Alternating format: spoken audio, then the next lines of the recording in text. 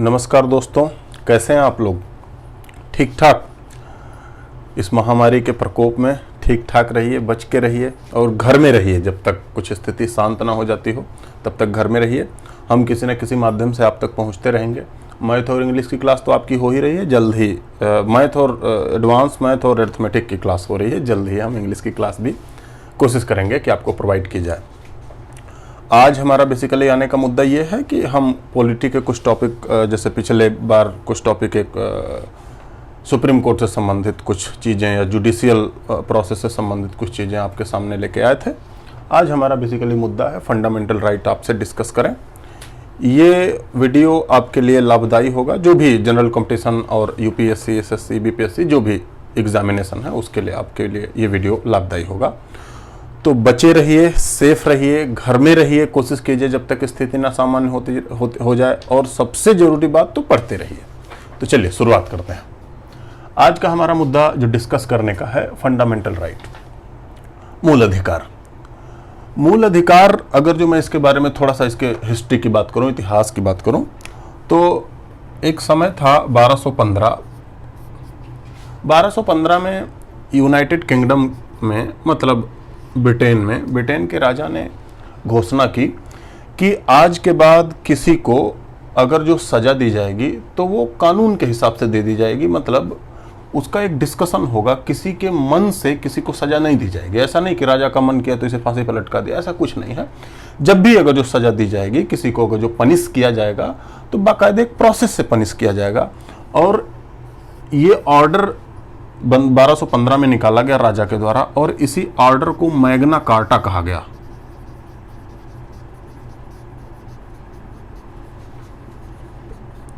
इसीलिए आप देखते होंगे कोई भी चीजें बहुत, अगर जो कोई भी ऐसा ऑर्डर रहता है, कोई भी ऐसी प्रथा होती है, कोई भी ऐसी चीज होती है जो अद्वितीय हो, मतलब इनक्रेडिबल टाइप की कुछ चीजें हो, जो पहले ना हुई हो, पहली बार वैसी कुछ चीजें रिलीज हुई हो, तो आप देखे होंगे उसे मैग्ना कार्टा कहा ही जाता है। तो पहली बार अधिकारों की बात की गई थी राज्य से। राज्य का मतलब आप अभी मैं बताऊंगा, मूल अधिकार में ही है। राज्य का मतलब सरकार की तरफ से, सत्ता की तरफ से पहली बार अधिकारों की बात 1215 में जॉर्ज पंचम ने की थी, और उस ऑर्डर का नाम उन्होंने दे दिया था मैग्ना कार्टा। इसके बाद आप समझ रहे होंगे यूके में क्रांति हुई 1687-88 में, ब्लडलेस रेवोल्यूशन कहा जाता है, रक्तहीन क्रांति। रक्तहीन क्रांति के बाद यूनाइटेड किंगडम की संसद ने एक बिल पेश किया अपने हाउस ऑफ कॉमन्स में, और उसी को बोला गया बिल ऑफ राइट्स। इस बिल ऑफ राइट्स के बाद यूनाइटेड किंगडम में मैं कहूं तो कॉन्स्टिट्यूशनल मोनार्की,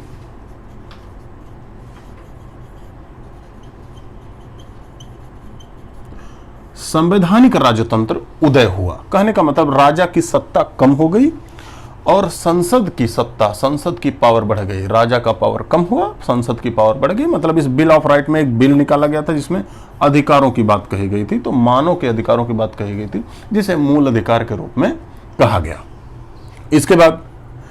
इसके बाद यूएसए आजाद हुआ। ब्रिटेन ने यूएसए पर कब्जा किया हुआ था, उपनिवेश था। यूएसए आजाद हुआ, 13 राज्यों के साथ यूनाइटेड स्टेट बना।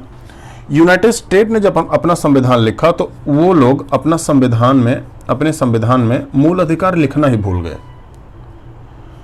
मूल अधिकार लिखना भूले। इसके बाद 1791 में यूएसए में 1 से लेके 10 संशोधन हुआ। पहले से लेके 10 तक कॉन्स्टिट्यूशनल अमेंडमेंट हुए यूएसए में, और इस यूएसए के संविधान में फिर से एक जोड़ा गया बिल ऑफ राइट। यूएसए के संविधान में पहली बार बिल ऑफ राइट्स जोड़ा गया। मतलब अब ध्यान से समझिएगा, पहली बार यूएसए के संविधान में 1791 में लिखित रूप में मूल अधिकारों की बात की गई। तो पहली बात अगर जो मैं आपसे कहूं कि यूएसए का संविधान पूरी दुनिया में 1791 में ऐसा संविधान बना जहां लिख के व्यक्तियों के, वहां के नागरिकों के अधिकारों की बात की गई थी। ये जो ब्रिटेन वाला रक्तहीन क्रांति के बाद बिल ऑफ राइट्स दिया गया था, ये एक विधेयक था। यूएसए में कोई संविधान नहीं, यूके में कोई संविधान नहीं है कि उसके संविधान में लिखा जाए। ये एक एक्ट था, एक्ट के माध्यम से उन्होंने ये अधिकार दे दिए गए थे, ये अधिकार दे दिए थे। इस एक्ट को बाद में चेंज भी किया जा सकता है, लेकिन 1791 में जो 1 से लेकर 10 संविधान, लगातार 10 संविधान संशोधन किए गए और यूएसए में जो लिखित अधिकार दिए गए, ये इसमें संशोधन करना उतना आसान नहीं है। इसका संरक्षण वहां का सुप्रीम कोर्ट करता है। तो पहली बार अगर जो आपसे कहा जाए, पहली बार किस संविधान में लिखित रूप में मूल अधिकारों की बात की गई, तो वो यूएसए का संविधान। कहाँ का? यूएसए का संविधान। ये यूएस की बात हो रही है, यूएसए का संविधान। क्लियर? बाद में अगर जो कुछ बातें कहा जाए, अगर जो मैं सीधे चलाऊं तो 1948 में ह्यूमन राइट डिक्लेरेशन यूएन का, तो यूएनओ का ह्यूमन राइट डिक्लेरेशन हुआ, जिसमें लगभग, जहां तक मुझे याद आ रहा है, एक बार चेक कर लीजिएगा, 30 फंडामेंटल राइट की बात की गई, 30 ह्यूमन राइट की बात की गई। बोला गया लगभग 30 के लगभग मानव के अधिकार हैं। इसमें मूलतः 14 ही है, लेकिन 30 उसे ABCD करके कर दिया गया है। तो 30 ऐसे अधिकार हैं जो मानव के रूप में किसी भी व्यक्ति को चाहिए। ये ह्यूमन राइट डिक्लेरेशन की बात की गई। इसे भारत ने भी एक्सेप्ट किया है, भारत ने एक्सेप्ट किया। ध्यान से समझना। 26 जनवरी 1950, दुनिया का एक महान देश जिसका संविधान लागू हुआ, आपको पता है। 26 जनवरी 1950 को 7 प्रकार के मूल अधिकार भारत वालों को संविधान में मिले। तो 26 जनवरी 1950 को 7 प्रकार के मूल अधिकार भारतीय संविधान द्वारा भारत की जनता को दे दिया गया। मतलब भारत का संविधान लागू हो गया। ये क्रम आप देखो, इस क्रम को एक बार लिखना, फिर आगे बढ़ जाओ जल्दी से। फिर देखो ध्यान से।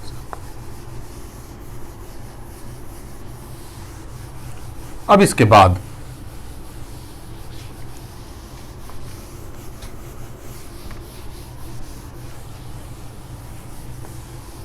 बाद अगर जो मैं बात करूं, तो अब भारत को संविधान मिला, संविधान के साथ मूल अधिकार मिले। ये जो मूल अधिकार भारत को मिले, ये डिट्टो लगभग यूएस से लिए गए हैं। यूएस का ही पैटर्न हमारे संविधान में है।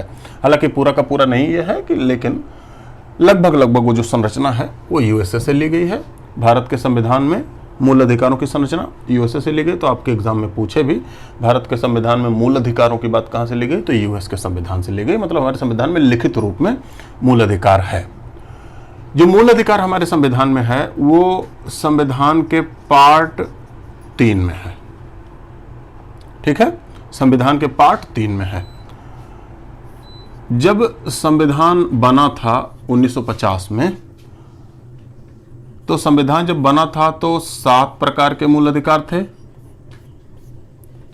लेकिन अब 6 प्रकार के मूल अधिकार हैं। ये 7 से 6 क्या हुआ?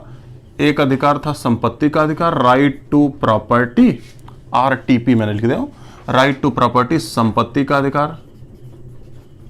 संपत्ति के अधिकार को 44 संविधान संशोधन के द्वारा 1978 में मोरारजी देसाई की सरकार थी, तो संपत्ति के अधिकार को डिलीट कर दिया गया। इसीलिए इस समय भारत के संविधान में 6 प्रकार के मूल अधिकार हैं।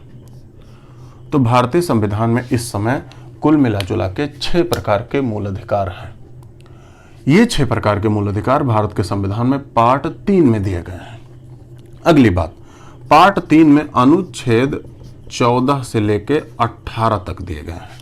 माफ करना, अनुच्छेद 12 से लेके 35 तक दिए गए हैं। ठीक, तो संविधान के मूल अधिकार पार्ट 3 में दिए गए हैं। इस समय मूल अधिकारों की संख्या 6 है और इसमें अनुच्छेद कितने हैं? 12 से लेके 35 तक अनुच्छेद का जिक्र इसमें होता है। अगला देखो, अब ये 6 प्रकार के मूल अधिकार को हम देख लें, फिर बारी बारी से सारा डिटेल देख लेंगे। पहला प्रकार का मूल अधिकार, इसे कहा जाता है राइट टू इक्वलिटी।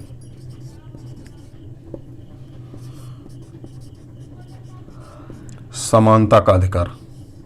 मैं शॉर्ट फॉर्म में लिखूंगा, पूरा बोल दूंगा। राइट टू इक्वलिटी, समानता का अधिकार। दूसरा, राइट टू फ्रीडम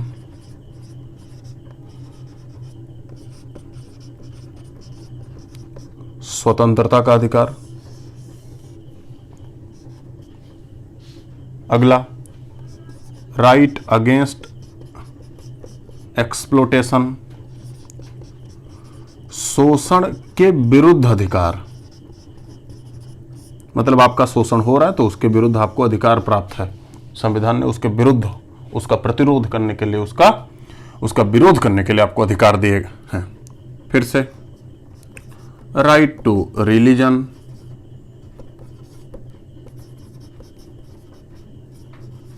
धार्मिक स्वतंत्रता का अधिकार, धार्मिक स्वतंत्रता, तो राइट टू रिलीजन हो गया, धार्मिक स्वतंत्रता का अधिकार। फिर से, right to education and culture for minorities. तो इसे ऐसे हिंदी में लिखेंगे, अल्पसंख्यकों का एजुकेशन और कल्चर। तो अल्पसंख्यकों का शिक्षा और संस्कृति संबंधी अधिकार। तो right to education and culture for minorities, तो अल्पसंख्यकों का शिक्षा और संस्कृति से संबंधी अधिकार। अंतिम, राइट टू कॉन्स्टिट्यूशनल रेमेडीज, संवैधानिक उपचारों का अधिकार। तो संवैधानिक उपचारों का अधिकार, ये 6 प्रकार के अधिकार हैं। तो राइट टू कॉन्स्टिट्यूशनल रेमेडीज, संवैधानिक उपचारों का अधिकार, ध्यान से समझना। तो पार्ट 3 12 से 35 अनुच्छेद 1950 में 7 थे, अब 6 हैं। 1978 में 1 हटा दिया गया, संपत्ति का अधिकार। फिर से इन 6 में समानता का अधिकार, स्वतंत्रता, शोषण के विरुद्ध, धार्मिक स्वतंत्रता, अल्पसंख्यकों का शिक्षा और संस्कृति संबंधी अधिकार और संवैधानिक उपचारों का अधिकार। फिर से देखो, इसमें ये जो संवैधानिक उपचारों का अधिकार है, इसे डॉक्टर अंबेडकर के अनुसार ये संविधान की आत्मा है। तो डॉक्टर भीमराव अंबेडकर ने राइट टू कॉन्स्टिट्यूशनल रेमेडीज को, संवैधानिक उपचारों के अधिकार को संविधान की आत्मा कहा। इसे हम बारी बारी से पढ़ेंगे, बहुत डिटेल हम पढ़ेंगे, पूरा एकदम एक ही वीडियो में नहीं खत्म करना है, कई वीडियो इसका आएगा आपका। आज ये क्लास 1 है, फंडामेंटल राइट का क्लास 1 है, तो बारी बारी से हम इसे देखेंगे। देखो ध्यान से, समानता का अधिकार का जो अनुच्छेद है ये 14 से लेके 18 तक है। मतलब अनुच्छेद 14 से लेके 18 तक भारतीय संविधान में सिर्फ समानता की बात की गई है। स्वतंत्रता का अधिकार 19 से लेके 22 तक है। शोषण के विरुद्ध अधिकार 23 है और 24 है। धार्मिक स्वतंत्रता का अधिकार 25 से शुरू होता है, 28 तक है। अल्पसंख्यकों का शिक्षा और संस्कृति संबंधी अधिकार 29 और 30 है। संवैधानिक उपचारों का अधिकार है वो केवल 32 है। ध्यान से समझना, कुछ अनुच्छेद आपके बच गए। 13,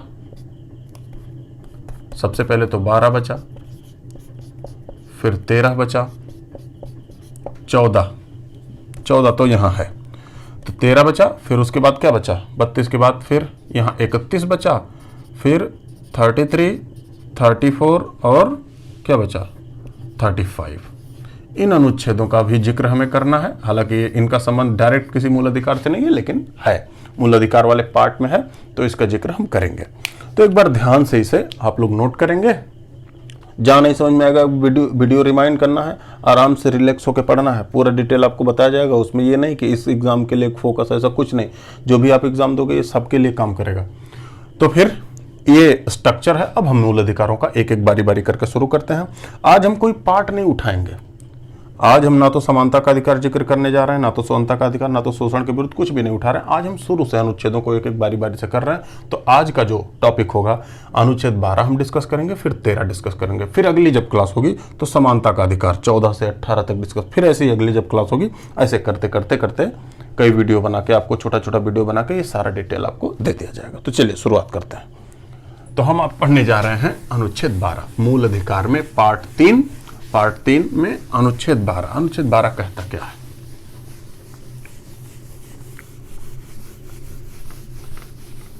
शुरू किया जाए।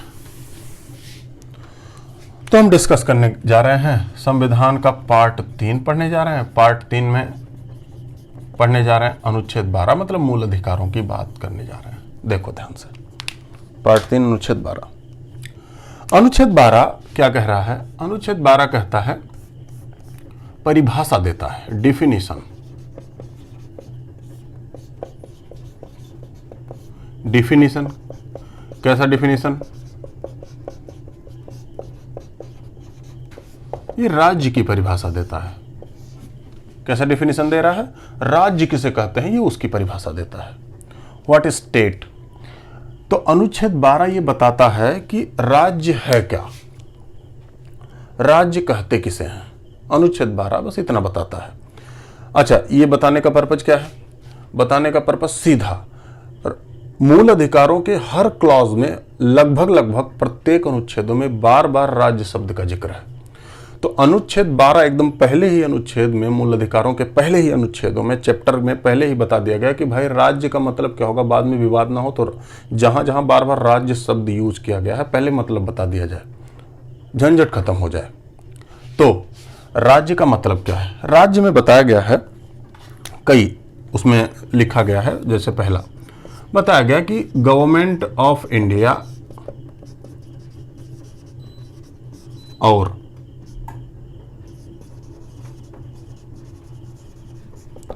पार्लियामेंट ये राज्य होंगे, मतलब राज्य की परिभाषा के अंतर्गत आएंगे। तो भारत की सरकार और संसद ये राज्य होंगे, इस राज्य शब्द के अंतर्गत ये आएंगे। दूसरा क्या कहा गया? सभी राज्य की सरकारें,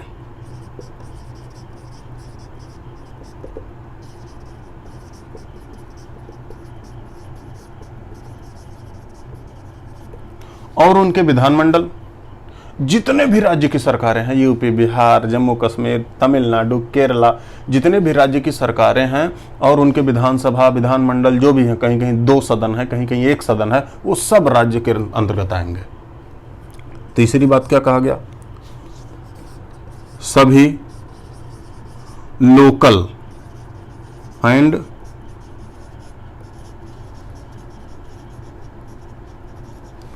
सभी लोकल और अन्य अथॉरिटी, अन्य प्राधिकारी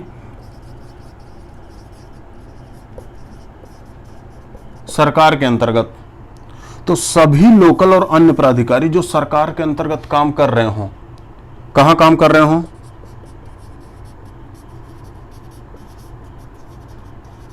भारत के राज्य क्षेत्र में, मतलब भारत की जमीन पर भारत सरकार के अंतर्गत या राज्य सरकार के अंतर्गत सभी लोकल प्राधिकारी, सभी अथॉरिटीज जो भी सरकार के अंतर्गत काम कर रहे हो वो राज्य शब्द के अंतर्गत आएंगे। जैसे इसे आपको समझाना तो ऐसे समझो, आपके गली में टहलने वाला इस समय पुलिस वाला, चूंकि वो भी राज्य का, वो भी किसी स्टेट गवर्नमेंट का ही एम्प्लॉय होगा, वो भी अथॉरिटी स्टेट गवर्नमेंट से उसे मिली है, तो वो भी राज्य शब्द के अंतर्गत आएगा, मतलब वो भी राज्य के अंतर्गत आएगा। अगर जो वो आपका मूल अधिकारों का उल्लंघन कर रहा है तो आप क्या कर सकते हैं? उसके खिलाफ मतलब आप प्रतिरोध कर सकते हैं। तो राज्य शब्द को पहले ही क्लियर कर दिया गया। कुछ ऐसे संस्थान, जैसे मान लेते हैं state bank of India. State bank of India में वित्त मंत्रालय का आज भी 54% शेयर है, मतलब स्टेट बैंक ऑफ इंडिया भी राज्य शब्द के अंतर्गत आएगा, क्योंकि यहाँ लिखा है सभी लोकल और अन्य प्राधिकारी। आपके डिस्ट्रिक्ट का, आपका डीएम, आपका एसडीएम, सभी राज्य शब्द के अंतर्गत आएंगे। बातें इतनी क्लियर है? तो 3 बातें यहाँ बताई गई। भारत की सरकार और पार्लियामेंट ये भी राज्य शब्द के अंतर्गत आएंगे, सभी राज्यों की सरकारें और इसके लेजिस्लेचर ये भी राज्य शब्द के अंतर्गत आएंगे, सभी लोकल और अन्य प्राधिकारी जो भी हैं सब राज्य शब्द के अंतर्गत आएंगे, उनके अंडर। क्लियर? अच्छा, अनुच्छेद 12 में इतनी बातें लिखी हैं। अनुच्छेद 12 में ये बातें लिखी हैं, इसका पर्पज क्या था? इसका पर्पज जान लेते हैं। मूल अधिकार का नेचर।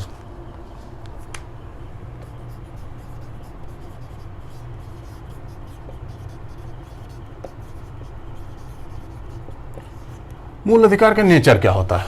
मूल अधिकार का सीधा सीधा नेचर होता है कि मूल अधिकार क्या करता है?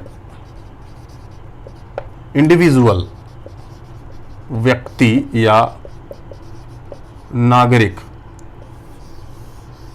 नागरिकों के पावर को या अधिकारों को या राइट को बढ़ाता है राज्य से।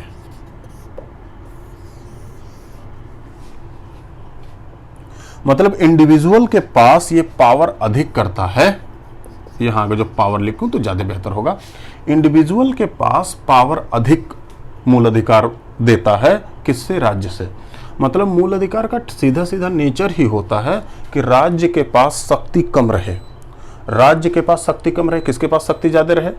नागरिकों के पास शक्ति ज्यादा रहे, जिससे राज्य निरंकुश ना हो। अब ये जब मैं बार बार राज्य शब्द का जिक्र कर रहा हूं तो आपको समझ में आ रहा है राज्य क्या?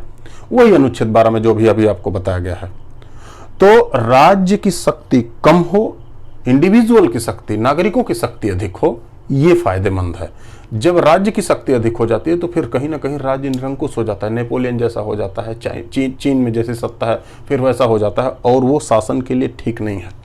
ग्रोथ के लिए भले ठीक हो लेकिन शासन के लिए नहीं ठीक है।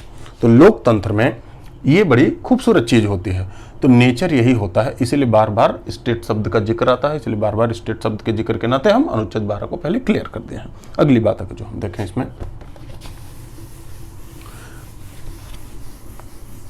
अनुच्छेद 13। अनुच्छेद 13 थोड़ा सा लंबा है लेकिन उसे हम शॉर्ट में आपको बता रहे हैं। अनुच्छेद 13 में कुल मिला जुला के 4 क्लॉज हैं। अनुच्छेद 13 में 13(1) है, ऐसे 13(2) है, 13(3) है, 13(4) है, ऐसे 4 क्लॉज में बटा हुआ है। 4 क्लॉज हैं। देखो इन चारों क्लॉजों को अगर जो मैं जल्दी जल्दी आपको बताऊं, जल्दी क्या एकदम डिटेल में ही मैं आपको बताऊं, तो अनुच्छेद 13(1) में ध्यान से समझना, सुनना और देखना ध्यान से। अनुच्छेद 13(1) में क्या लिखा है? अनुच्छेद 13(1) में लिखा है संविधान बनने के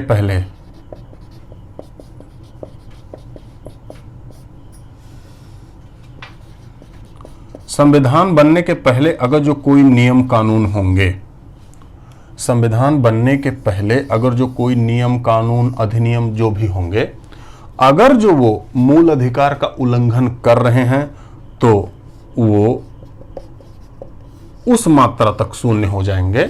ध्यान से समझना, फिर से मैं कह रहा हूं, अनुच्छेद 13(1) क्या कह रहा है? संविधान बनने के पहले कोई नियम कानून अगर जो चल रहा होगा, संविधान जैसे ही लागू हुआ, अगर जो वो मूल अधिकार का उल्लंघन कर रहा है तो वो उतनी मात्रा तक शून्य हो जाएगा, अपने आप उतनी मात्रा तक खत्म हो जाएगा जितनी मात्रा तक मूल अधिकार का वो उल्लंघन कर रहा हो। सीधी सीधी बात है, संविधान बनने के पहले जो भी नियम होंगे उन्हें तवज्जो कम दी जाएगी मूल अधिकार की अपेक्षा, क्योंकि अब देश आजाद हो चुका है और मूल अधिकारों का एक गुच्छा पूरा 7 प्रकार के मूल अधिकार 1950 में थे, अब तो 6 ही है। 7 प्रकार के मूल अधिकार नागरिकों को प्रदान कर दिए गए हैं, तो अब अंग्रेजों वाला वो नियम नहीं चलेगा। लेकिन अगर जो मूल अधिकार का उल्लंघन नहीं कर रहा है तो फिर चलने दिया जाएगा। तो यही पहले अनुच्छेद में कहा गया है। दूसरे अनुच्छेद में यही बात कही गई है। क्या कहा गया? कहा गया संविधान निर्माण के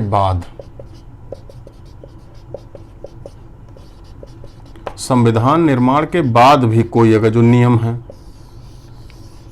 संविधान निर्माण के बाद भी कोई नियम है तो उस नियम को भी तवज्जो कम दी जाएगी फंडामेंटल राइट की अपेक्षा। मतलब संविधान निर्माण के बाद भी कोई ऐसा नियम नहीं बन सकता जो मूल अधिकार का उल्लंघन करे। अनुच्छेद 13(2) और 13(1) विद्वानों का ऐसा मत है कि इसी से सुप्रीम कोर्ट को पावर मिलती है। सोर्स है ये सुप्रीम कोर्ट के पावर का। सुप्रीम कोर्ट इन्हीं दोनों अनुच्छेदों को मिलाकर पढ़ने के बाद वो किसी भी नियम कानून को शून्य कर देता है अगर जो वो मूल अधिकार का उल्लंघन कर रहे हो। तो सुप्रीम कोर्ट ने कई ऐसे मूल अधिकारों को शून्य कर दिया, कई ऐसे नियम कानून को शून्य कर दिया, मूल अधिकारों को नहीं, कई ऐसे नियम कानून को शून्य कर दिया जो मूल अधिकार का उल्लंघन कर रहे थे। ठीक है, तो अनुच्छेद 13(1) 13(2) साफ साफ यही कह रहा है कि अगर जो कोई भी नियम कानून प्रतिनियम जो भी हो, अगर जो मूल अधिकार का उल्लंघन कर रहे हैं तो उतनी मात्रा तक क्या हो जाएंगे? उतनी मात्रा तक शून्य हो जाएंगे जितनी मात्रा तक वो मूल अधिकार का उल्लंघन कर रहे हैं। क्लियर हुई इतनी बात? अनुच्छेद 13(3) क्या कह रहा है? अब मैं इधर मिटा दे रहा हूं,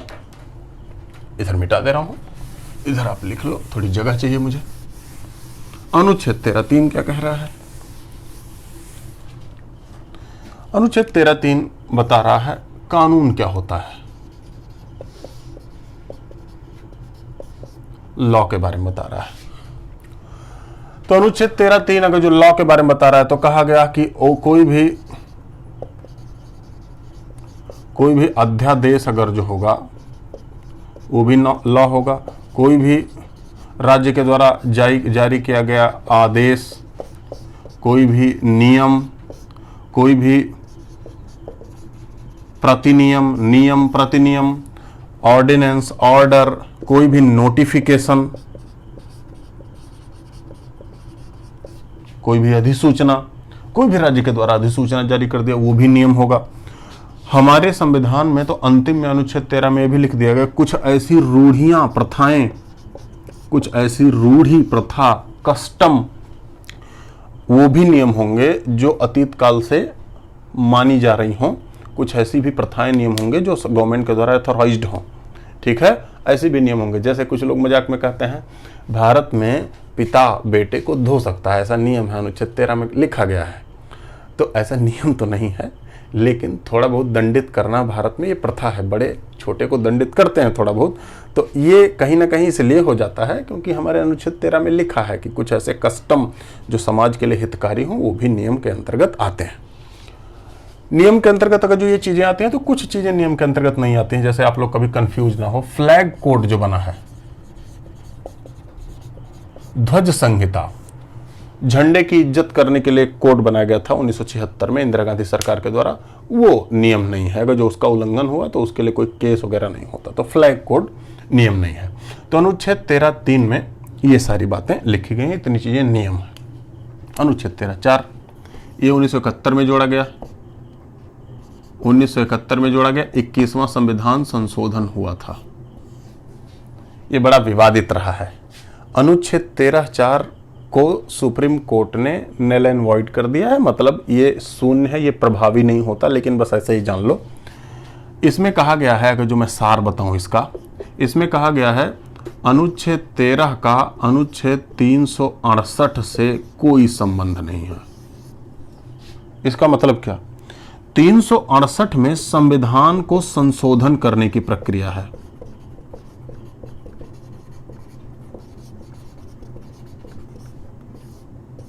और अनुच्छेद 13 क्या कह रहा है?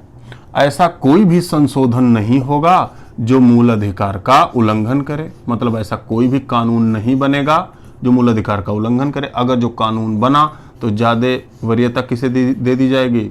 फंडामेंटल राइट को।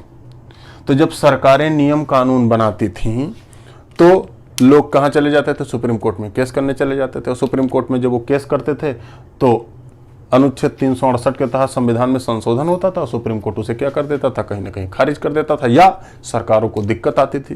तो इंदिरा गांधी सरकार ने तमाम उन्हें संशोधन करने थे, तो इसलिए 21वां संविधान संशोधन करके यही लिख दिया कि अनुच्छेद 13 का संबंध 368 से नहीं है। मतलब अगर जो कोई भी संशोधन हो रहा है संविधान में, मूल अधिकारों में कोई संशोधन हो रहा है या कोई भी नियम बनाए जा रहे हैं जिससे मूल अधिकारों का उल्लंघन हो रहा है, तो सुप्रीम कोर्ट में इस आधार पर उसे चैलेंज नहीं किया जा सकता कि अनुच्छेद 13 का कहीं ना कहीं उल्लंघन हो रहा है।